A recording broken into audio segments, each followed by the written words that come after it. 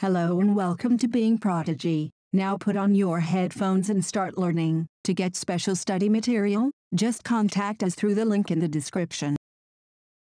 We felt that democracy was better because it promotes equality among citizens, enhances the dignity of the individual, improves the quality of decision-making, provides a method to resolve conflicts, and allows room to correct mistakes. Are these expectations realized under democracies? When we talk to people around us, most of them support democracy against other alternatives, such as ruled by a monarch or military or religious leaders. But not so many of them would be satisfied with the democracy in practice. So we face a dilemma. Democracy is seen to be good in principle, but felt to be not so good in its practice. This dilemma invites us to think hard about the outcomes of democracy. Do we prefer democracy only for moral reasons? Or are there some prudential reasons to support democracy too? Over 100 countries of the world today claim and practice some kind of democratic politics. They have formal constitutions, they hold elections, they have parties, and they guarantee rights of citizens. While these features are common to most of them,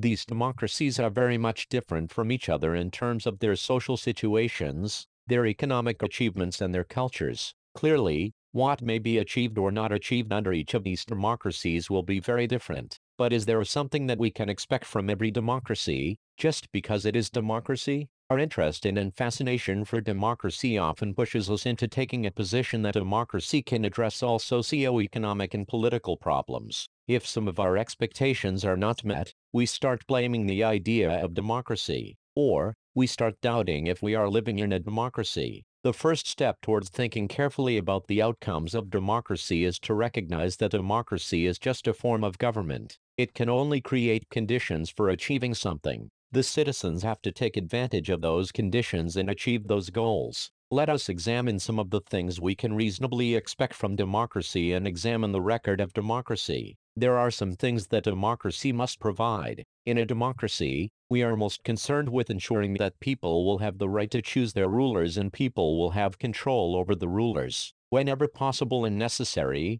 citizens should be able to participate in decision-making that affects them all. Therefore, the most basic outcome of democracy should be that it produces a government that is accountable to the citizens and responsive to the needs and expectations of the citizens. Before we go into this question, we face another common question. Is the democratic government efficient? Is it effective? Some people think that democracy produces less effective government. It is, of course, true that non-democratic rulers do not have to bother about deliberation in assemblies or worry about majorities and public opinion. So, they can be very quick and efficient in decision-making and implementation. Democracy is based on the idea of deliberation and negotiation. So, some delay is bound to take place. Does that make democratic government inefficient? Let us think in terms of costs. Imagine a government that may take decisions very fast, but it may take decisions that are not accepted by the people and may therefore face problems. In contrast, the democratic government will take more time to follow procedures before arriving at a decision, but because it has followed procedures, its decisions may be both more acceptable to the people and more effective. So, the cost of time that democracy pays is perhaps worth it. Now look at the other side. Democracy ensures that decision-making will be based on norms and procedures. So, a citizen who wants to know if a decision was taken through the correct procedures can find this out. She has the right and the means to examine the process of decision-making. This is known as transparency. This factor is often missing from a non-democratic government. Therefore, when we are trying to find out the outcomes of democracy, it is right to expect democracy to produce a government that follows procedures and is accountable to the people. We can also expect that the democratic government develops mechanisms for citizens to hold the government accountable and mechanisms for citizens to take part in decision-making whenever they think fit. If you wanted to measure democracies on the basis of this expected outcome, you would look for the following practices and institutions: regular, free and fair elections, open public debate on major policies and legislations, and citizens' right to information about the government and its functioning. The actual performance of democracies shows a mixed record on this. Democracies have had greater success in setting up regular and free elections and in setting up conditions for open public debate. but most democracies fall short of elections that provide a fair chance to everyone, and in subjecting every decision to public debate, democratic governments do not have a very good record when it comes to sharing information with citizens. All one can say in favor of democratic regimes is that they are much better than any non-democratic regime in these respects. In substantive terms, it may be reasonable to expect from democracy a government that is attentive to the needs and demands of the people and is largely free of corruption. The record of democracies is not impressive on these two counts.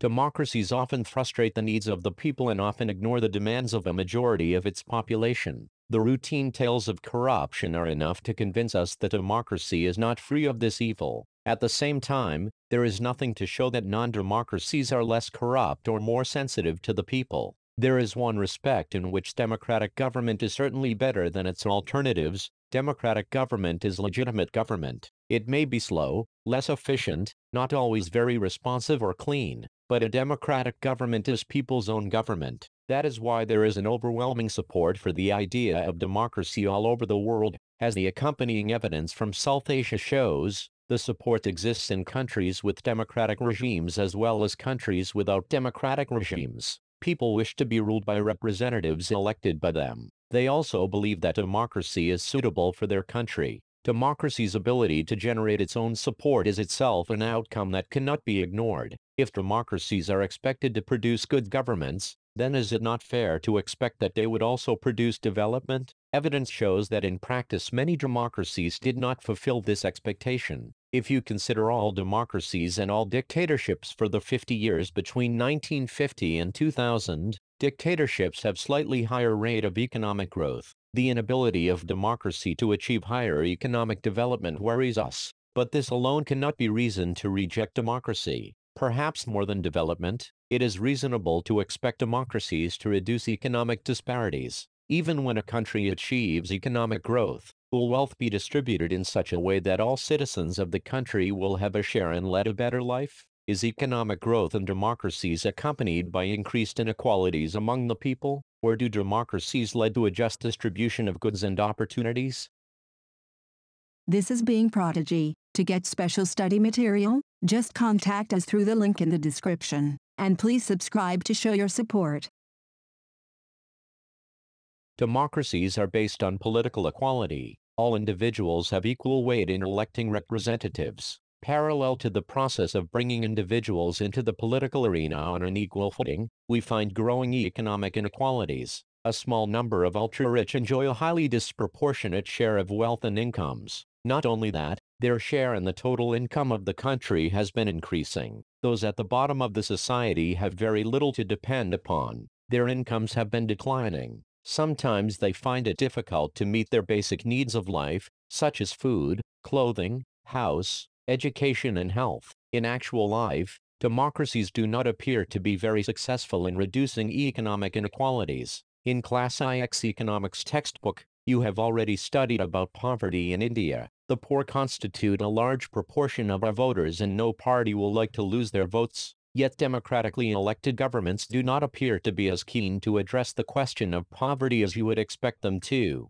The situation is much worse in some other countries. In Bangladesh, more than half of its population lives in poverty. People in several poor countries are now dependent on the rich countries even for food supplies. Ability to handle social differences, divisions and conflicts is thus a definite plus point of democratic regimes. But the example of Sri Lanka reminds us that a democracy must fulfill two conditions in order to achieve this outcome. It is necessary to understand that democracy is not simply rule by majority opinion. The majority always needs to work with the minority so that governments function to represent the general view. Majority and minority opinions are not permanent. It is also necessary that rule by majority does not become ruled by majority community in terms of religion or race or linguistic group, etc. Rule by majority means that in case of every decision or in case of every election, different persons and groups may and can form a majority. Democracy remains democracy only as long as every citizen has a chance of being in majority at some point of time.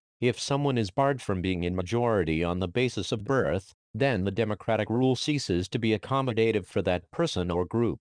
The passion for respect and freedom are the basis of democracy. Democracies throughout the world have recognized this, at least in principle. This has been achieved in various degrees in various democracies. For societies which have been built for long on the basis of subordination and domination, it is not a simple matter to recognize that all individuals are equal. Take the case of dignity of women. Most societies across the world were historically male-dominated societies. Long struggles by women have created some sensitivity today that respect and equal treatment of women are necessary ingredients of a democratic society. That does not mean that women are actually always treated with respect, but once the principle is recognized, it becomes easier for women to wage a struggle against what is now unacceptable legally and morally. In a non-democratic setup, this unacceptability would not have legal basis because the principle of individual freedom and dignity would not have the legal and moral force there. The same is true of caste inequalities.